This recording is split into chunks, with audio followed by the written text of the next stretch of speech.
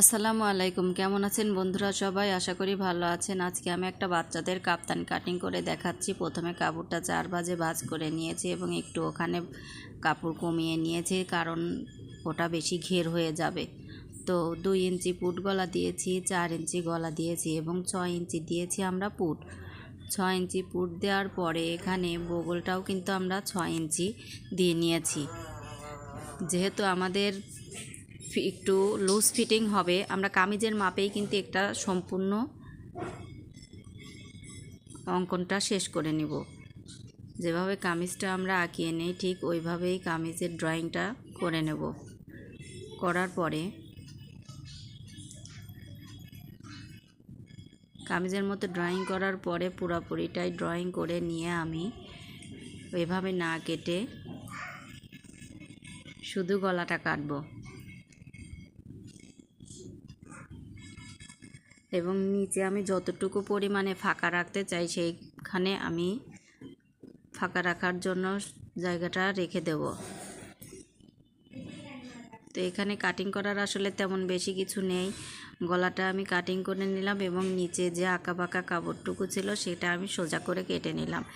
আমার যেহেতু এটা নিচের দিকে সমান হবে সেহেতু আমি সমান করে কেটে নিয়েছি। আপনাদের যাদের রাউন্ড দেওয়ার ইচ্ছা তারা রাউন্ড দিয়ে নেবেন, কিংবা অন্য কোনো ডিজাইন করার ইচ্ছা থাকলে করে নেবেন। আমি পাশের কাপড়টাকে কেটে রেখে দিলাম। কাপড়টা কিন্তু আমার কাজে লাগবে এবং আপনাদের ওই পাশটা যে আমরা দাগ দেব ওই পাশটাও কিন্তু দাগ দেওয়ার প্রয়োজন, কারণ দুই পাশটাতেই সেলাই পড়বে। এবং এই কাপড়টা কিন্তু আমরা সোজা দিক করে ভাঁজ দিয়ে নিয়েছিলাম।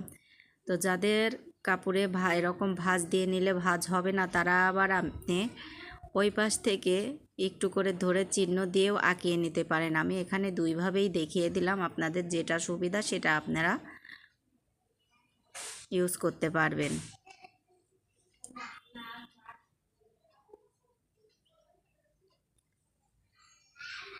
দেখুন আমি দুই পাশটাই এভাবে ঠিক ড্রয়িং করে নিলাম।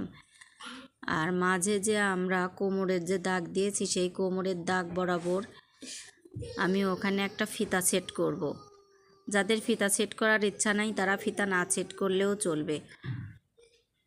তো আমি এখন সেলাই এসে দেখুন যে ফিতা সেট করব, প্রথমেই আমি ফিতাটা সেলাই করে নিচ্ছি। 1 ইঞ্চি পরিমাণ কাপড় নিয়ে লম্বা করে দুইটা ফিতা আমি সেলাই করব। দুইটা ফিতাই আমি এখানে সেলাই করে নিচ্ছি এবং সেলাই করার পরে ফিতা দুটোকে আমি উল্টিয়ে নেব একটা চিকুন লোহার সাহায্যে।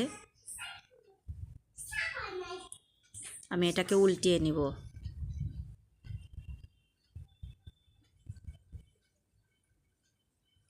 দেখুন এভাবে আমি দুইটা ফিতাই উল্টিয়ে নেব। আর যে কাপড়টা ছিল সেই কাপড়টা থেকেই আমি কিন্তু এই ফিতাটা বের করেছি এবং ওখানে কোমরে যতটুকু পরিমাণে আমার ফিতার ঘর লাগাবো ওই মাপে কাপড় কেটে নিয়েছি। এবং দেখুন আমি কোমরে যে দাগ দিয়েছিলাম সেই দাগ বরাবর পিছন দিকে ভিতরের কাপড়ের উল্টা দিকে আমি ভাঁজ দিয়ে এই যে দাগ বরাবর ঠিক দাগ বরাবর এরকম একটা সেলাই দিয়ে নিচ্ছি এবং উল্টিয়ে ফিতাটা মাঝে দিয়ে আবার আমি সেলাই করে ফিতাটাকে ভিতরে ঢুকিয়ে দিচ্ছি।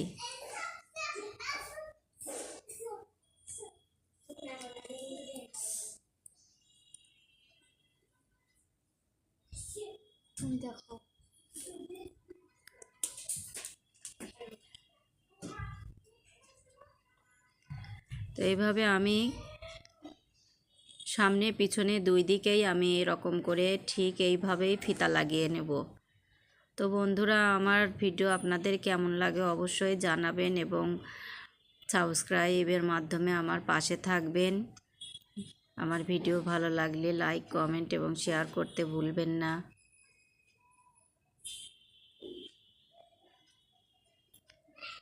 ফিতা লাগানো হয়ে গেলে আমরা ফিতার নিচে ঝুল লাগিয়ে দেব। আপনাদের যার যেমন পছন্দ সে তেমন করে ঝুল লাগাতে পারেন। দেখুন আমি এখানে 2টা ঝুল লাগিয়ে দিয়েছি।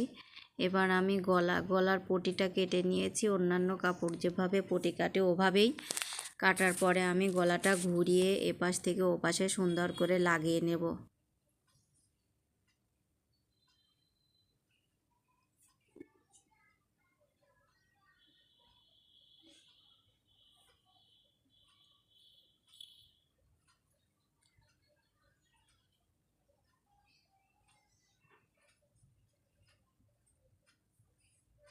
তারপরে আমি ভিতরের পাটে গলার কুচি কুচি করে কেটে দেব। এবার আমি 2 পাশটা কামিজের যেভাবে ফিটিং দেয় ওইভাবে ফিটিং দেব। যার বেশি ফিটিং ইচ্ছা সে বেশি ফিটিং দেবে, যার লুজ ইচ্ছা সে লুজ দেবে। তো আমি যে ফিতার ঘর করে রেখেছিলাম ফিতা সহ দেখেন ঢুকাইছি ওখানে উপরে। আমি ঠিক বগল পর্যন্ত ফিতার ওই পর্যন্ত বগল থেকে ফিতা পর্যন্ত যাব, আবার ব্যাকে চলে আসব সেলাই। তারপরে আবার ঠিক ফিতার ঘরের নিচ থেকে আবার নিচের দিকে যতটুকু পর্যন্ত আমরা সেলাইয়ের জন্য ড্রয়িং করে নিয়েছিলাম অতটুকু পর্যন্ত যাব, তারপরে আবার সেলাইটা ব্যাক যাব।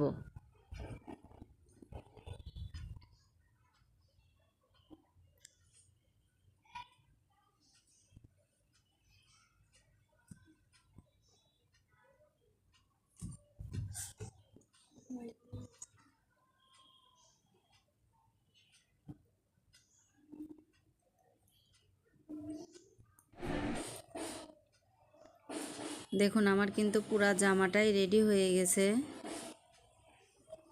আর এইভাবে ফিতাটা টান দিলে দেখেন মাঝখানে ঘুচিয়ে যাবে, কুচি কুচি হবে, আবার টান দিলে হয়ে যাবে। তো বন্ধুরা আমার পাশে থাকবেন, সাবস্ক্রাইব করে